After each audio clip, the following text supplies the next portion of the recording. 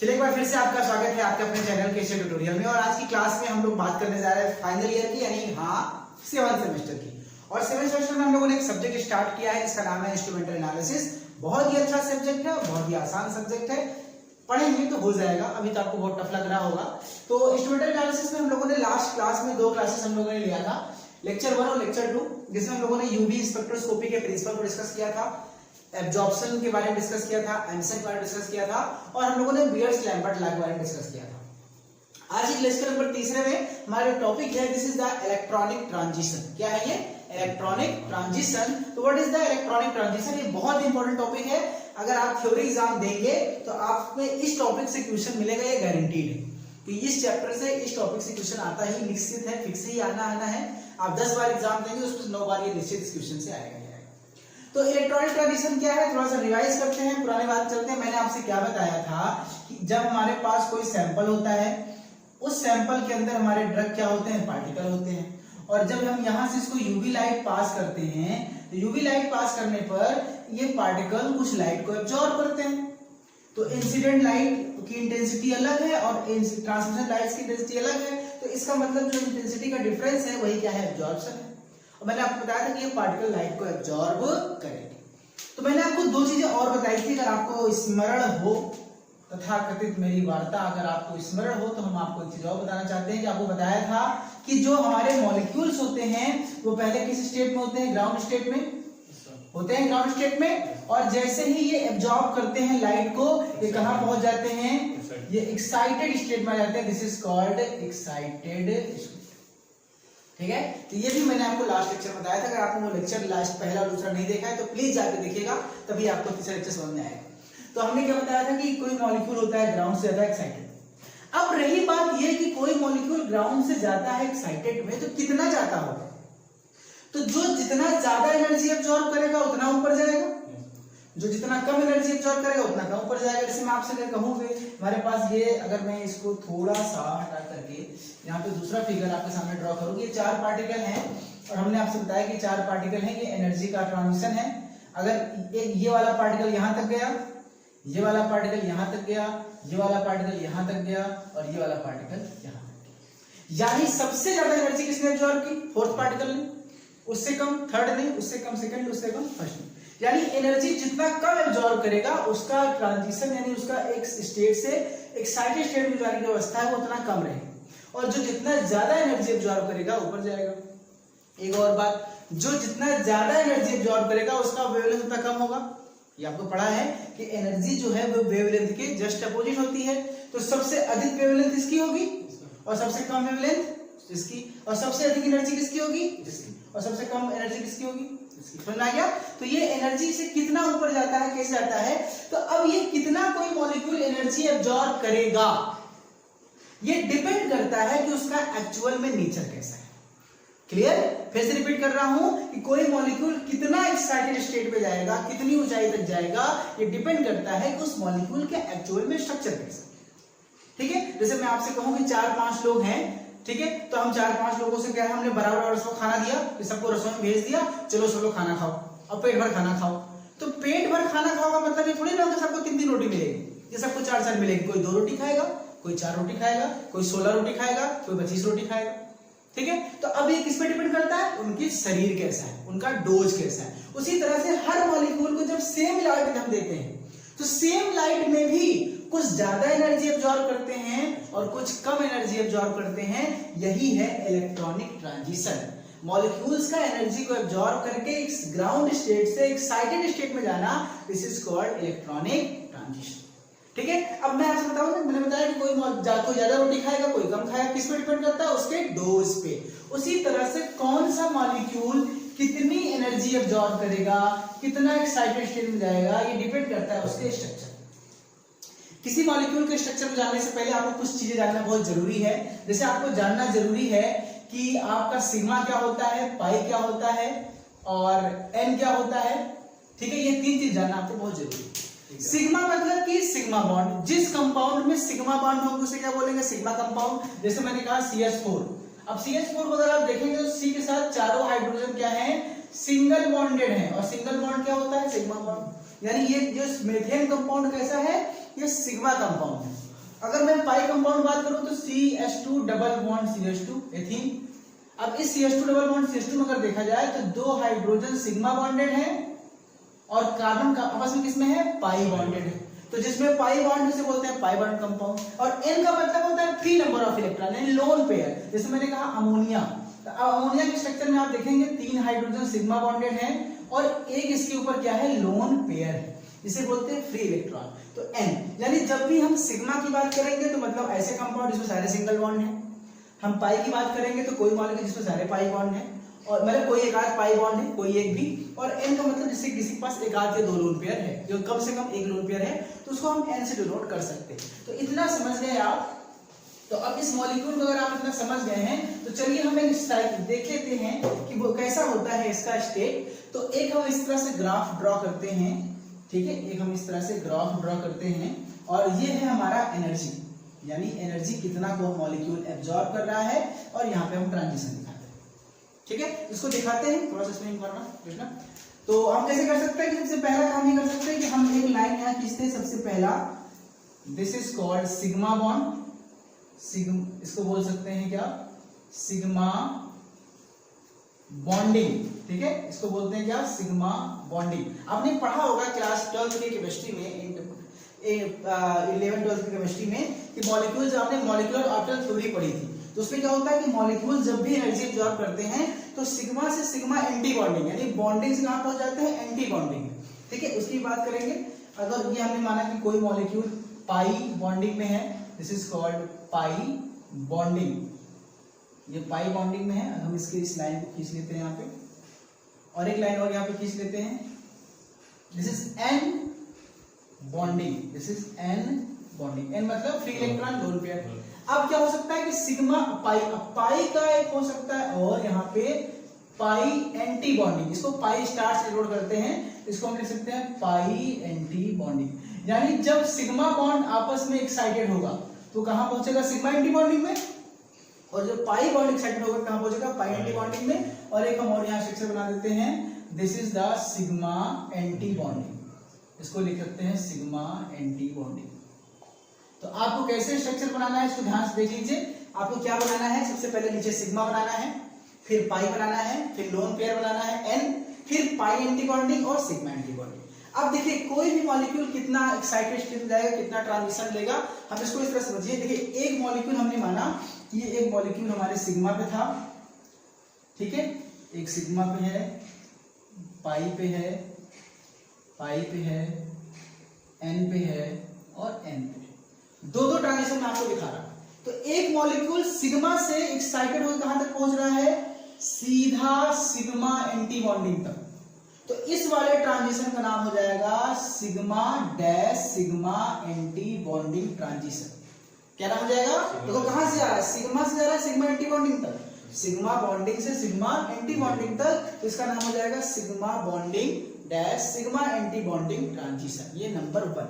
दूसरा, अब क्या हो सकता है कि ये हमारा सिग्मा से सिग्मा तक ना जाए, सिग्मा से कहां तक जाए, पाई, तो इसको हम बोलेंगे सिग्मा डैश पाई एंटी बॉन्डिंग ट्रांजिशन। ये कहां से कहां तक जा रहा है, सिग्मा से पाई तक जा रहा है। तो ये हो गया हमारा sigma sigma transition, sigma pi transition. अब ये क्या हो सकता है, पाई वाले आते हैं, तो पाई वाला हमारा कहां तक जा सकता है, सिग्मा एंटी बॉन्डिंग तक, उसका नाम क्या हो जाएगा, pi dash sigma anti bonding transition हो सकता है। देखिए तीसरा जो है। चौथा क्या हो सकता है, पाई से कहां तक जाए, पाई एंटी बॉन्डिंग तक, यहां से पाई एंटी बॉन्डिंग तक, तो हम क्या कह सकते हैं, पाई पाई एंटी बॉन्डिंग ट्रांजिशन। अब इसी तरह से जो एन वाला है वो कहां जाता है, सिग्मा जा सकता है, तो this is N sigma anti bonding transition, और ये कहां जा सकता है, पाई तक, तो ये जाएगा N pi anti bonding transition. बस ये स्ट्रक्चर याद कर लो, 8 नंबर फिक्स है आप लोगों का फाइनल ईयर वालों का। यानी ये इतने प्रकार के ट्रांजिशन, किसी भी मॉलिक्यूल में इतने प्रकार के ट्रांजिशन होते हैं, वो डिपेंड करता है कि उसका एक्चुअल में स्ट्रक्चर क्या है, उसमें कितने सिग्मा बॉन्ड है, कितने पाई बॉन्ड है, कितने लोन पेयर है, उस बेसिस पे ये कुल 6 प्रकार के ट्रांजिशन होते हैं। तो 6 प्रकार के ट्रांजिशन के आपको पहले नाम याद करने हैं। पहला प्रकार है sigma sigma anti bonding transition, दूसरा प्रकार है sigma pi anti bonding transition, तीसरा है pi sigma anti bonding transition, चौथा है पाई एंटी बॉन्डिंग ट्रांजिशन, पांचवा है n sigma anti bonding transition और छठा है n pi anti bonding transition. ये 6 ट्रांजिशन का नाम आपको इस स्ट्रक्चर को देखते हुए याद रखना है। अच्छा, आपको स्ट्रक्चर देख के एक चीज तो क्लियर हो गया होगा कि सबसे ज्यादा एनर्जी अब्जॉर्ब करेगा सिग्मा वाला और सबसे एनर्जी कम कौन अब्जॉर्ब करेगा, एन पाई वाला। तो क्लियर है, यदि इस स्ट्रक्चर को देखकर, इस ग्राफ को देखकर हम आपको क्लियर कर सकते हैं कि सबसे अधिक एनर्जी किस मॉलिक्यूल में होगा जिसका ट्रांजिशन क्या है, सिग्मा एंटी बॉन्डिंग, और सबसे कम किसका होगा, जिसका sigma N pi anti bonding है। अब हम सारे का एग्जांपल से ही देख लेते हैं कि क्या इसका एग्जांपल होगा, कैसे होगा। अब हम पहले की बात करते हैं। पहला कंपाउंड है हमारा सिग्मा एंटी बॉन्डिंग। इसका एग्जांपल क्या हो सकता है, CH4 मीथेन या C2H6 एथेन, यानी कार्बन की सिंपल चेन जिसमें सारे सैचुरेटेड कंपाउंड है, जिसमें सारे सिंगल बॉन्ड है। देखिए कार्बन के CH4 में कार्बन के साथ 4 सिंगल बॉन्ड, C2H5 में कार्बन पे सिंगल बॉन्ड और दोनों कार्बन के साथ 3 हाइड्रोजन का सिंगल बॉन्ड। यानी ऐसे कंपाउंड्स, ध्यान से समझिएगा, ऐसे कंपाउंड जिनके पास सिर्फ सिंगल बॉन्ड होते हैं, कोई पाई बॉन्ड नहीं होता, कोई लोन पेयर नहीं होता, वो कंपाउंड सबसे ज्यादा यूवी लाइट को एब्जॉर्ब करते हैं।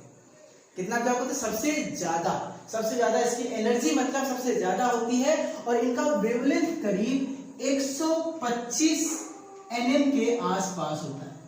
हमको पता है कि हमारा जो वेवलेंथ होता है यूवी लाइट का 200 से लेकर 400 तक होता है, 200 nm से 400 nm, यानी सारे ट्रांजिशन मेरा 200 nm से 400 nm के बीच की लाइट को ही एब्जॉर्ब करेंगे, नैनोमीटर की लाइट को।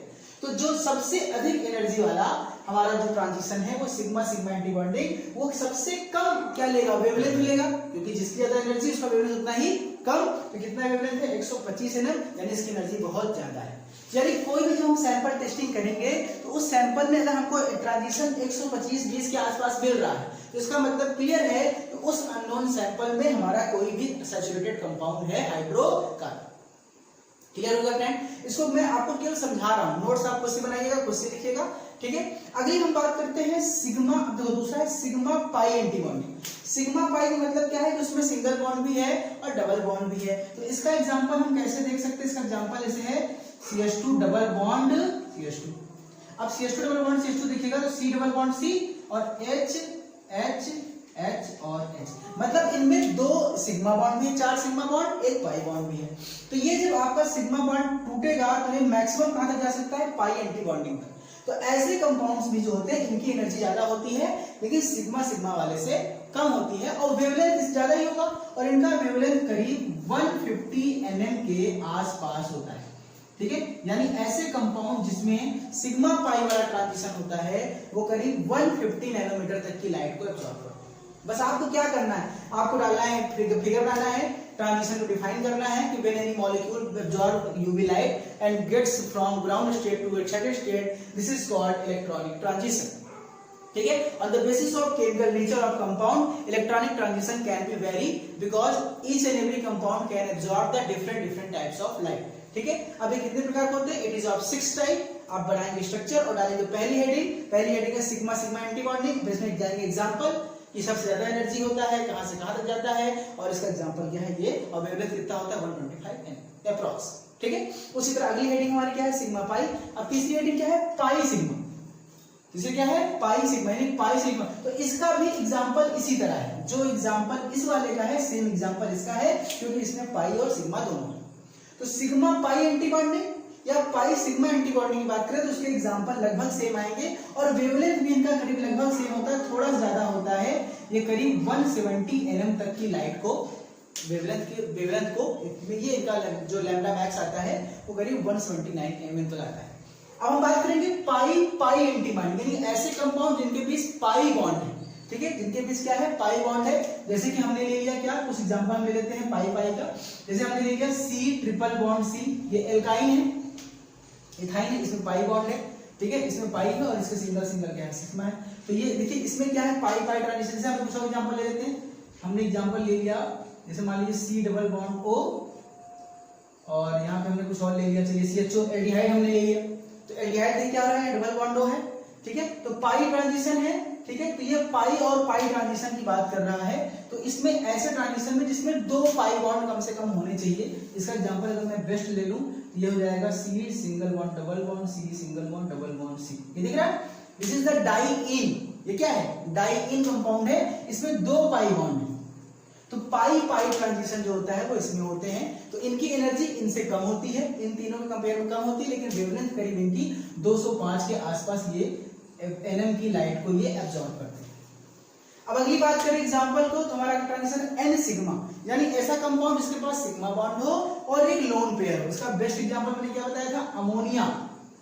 अमोनिया आप देखेंगे तो अमोनिया में 3 हाइड्रोजन, सिग्मा बॉन्ड और एक क्या है, lone pair. Lone pair equal to N। तो ये सिग्मा और N के बीच क्या हो रहा है, ट्रांजिशन हो रहा है, इससे N सिग्मा एंटीबॉडी।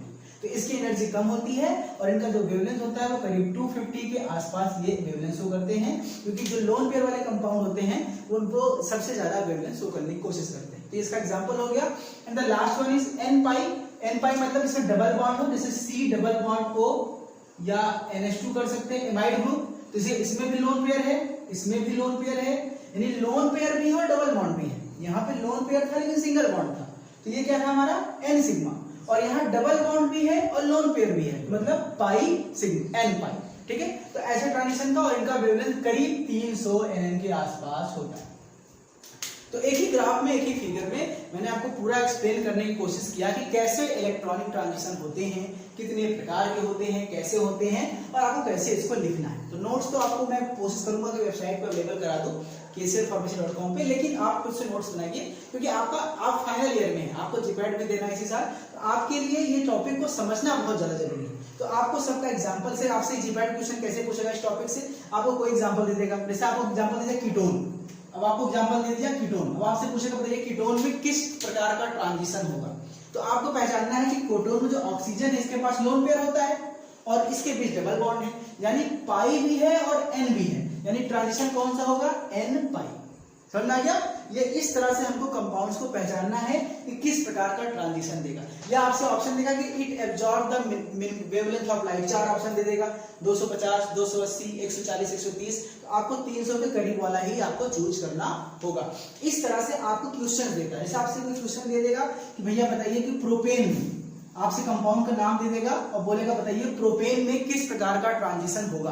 तो प्रोपेन का आपको पता है क्या होता है, C single bond C single bond C और सारे single bond H H H H H होते हैं, यानी सारे सिंगल बॉन्ड है। तो ये होगा सिग्मा सिग्मा एंटी बॉन्डिंग और वेवलेंथ कितना होगा, करीब 125 के आसपास। तो 4 में से हमने 4 ऑप्शन दे दिया कि propene's wavelength should be at the maximum, क्या हो जाएगा, ऑप्शन देगा 125 या 120, 250, 280, 400। तो आपको पता करना कौन सा क्वेश्चन है जो सबसे करीब वाला है। तो आपको जीपैट का कॉन्सेप्ट इसी से लाना है, इसी स्टडी से जीपैट का कॉन्सेप्ट लाना है। क्वेश्चन किस तरह से घुमा के पूछा जाता है और आपको थ्योरी कैसे लिखनी है मैंने वो भी बता दिया।